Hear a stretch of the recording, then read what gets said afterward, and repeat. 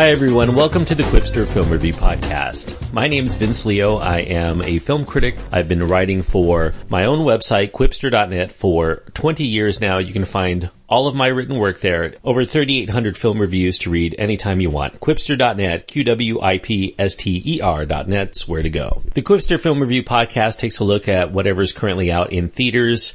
I try to cover not only the wide releases that you can find podcasts about just about anywhere on iTunes or wherever you're downloading this, but I also cover a lot of smaller films, independent releases, things in limited release, movies that you can only find on VOD or streaming services or even on television. So whatever I think that you, as the listener, might want to know about is what I cover here on the podcast. So I hope that you enjoy the review that I'm about to deliver. This one's in limited release. It's called The Meddler. It stars Susan Sarandon and Rose Byrne. Primarily, there are supporting roles for J.K. Simmons, Gerard Carmichael, Cecily Strong, Michael McKean, Lucy Punch, John Ritter, and Casey Wilson. It's a PG-13 rated film because of some brief drug content. It's a comedy with a lot of dramatic elements. Some people might call this a dramedy, which is what I guess I'll call it for the purpose of this review. The director and screenwriter is Lorene Scafaria. In the film, Susan Sarandon plays a widowed woman named Marnie Minervini. She currently lives in the Los Angeles area. She's only been here a short time. She originally was from New Jersey, and she went to Los Angeles to be near her daughter, Lori, who has moved there to pursue her career as a screenwriter, currently working on the pilot for a proposed television series. The fact that Marnie's moved to be near her is much to Lori's chagrin because Marnie, without her husband or any friends in the area, is lonely and very doting. She calls and texts her daughter constantly to the point where most of Marnie's attempts have started to go ignored by Lori.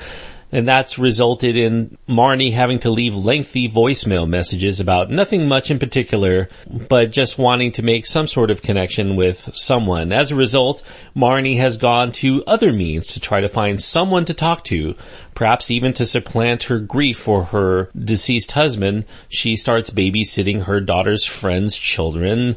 She even embarks on a very costly wedding for one of Lori's friends. She does all of the planning and all of the funding using the sizable amount of cash that's been left to her by her husband's life insurance.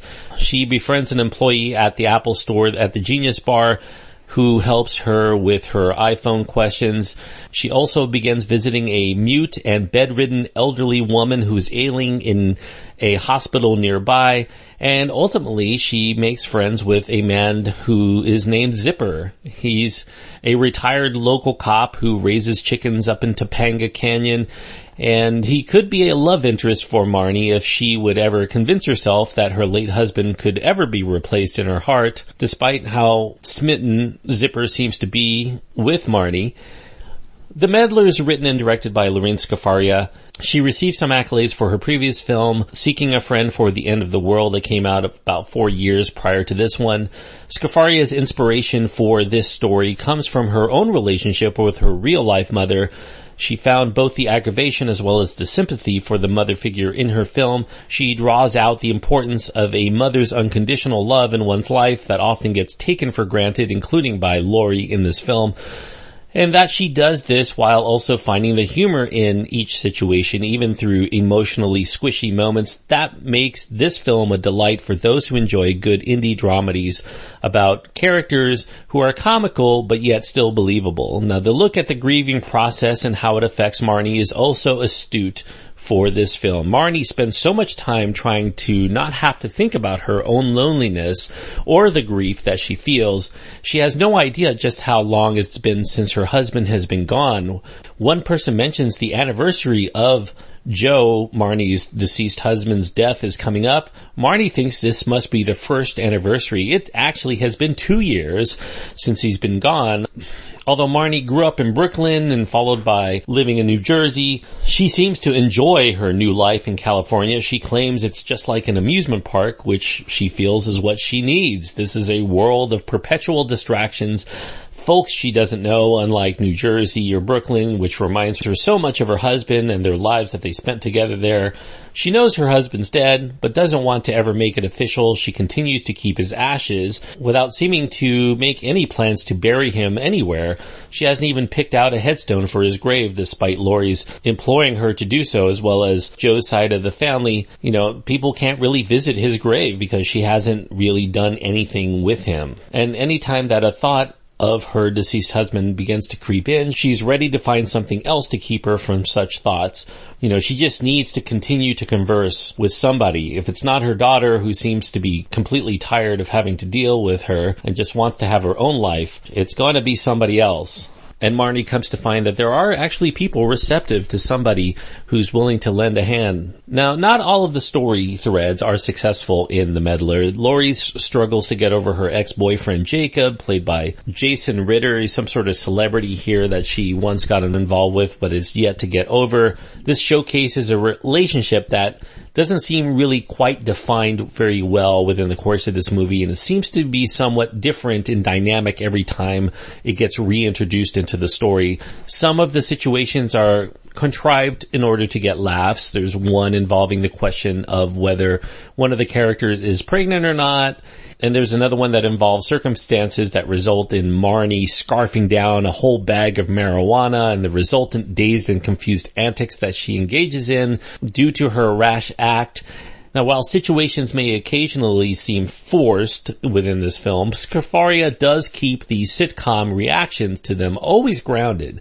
How the characters actually react to these situations feels real, even if the situation itself feels like it's manufactured.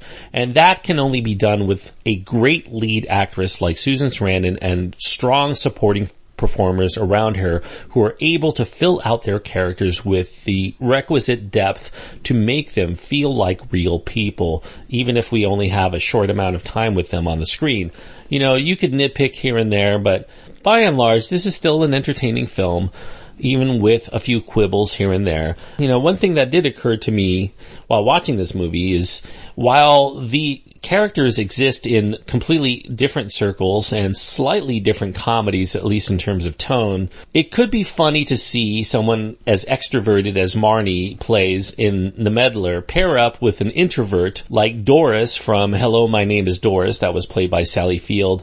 You know, they're both older women who are determined to keep their relevancy during a time after the death of someone that they've come to rely on for most of their lives. Both Susan Sarandon and Sally Field in their respective roles in these kinds of movies, they show why they've been considered top-notch actresses for decades. They both effectively show vulnerability and the ability to elicit a great deal of sympathy for their often corrosive behavior. Perhaps the worst faults among both of these characters is that they need someone, anyone, to love without condition, and that will cause you as the viewer to wonder if we should really see such behavior as any kind of fault at all in this uncaring and self-centered world. You actually come to like these characters, even though a lot of their actions cause somewhat either irritation or perhaps even outright harm to the people around them. Now, despite its somewhat misleading title, The Meddler seems more apropos for a broader, more stereotypical kind of comedy.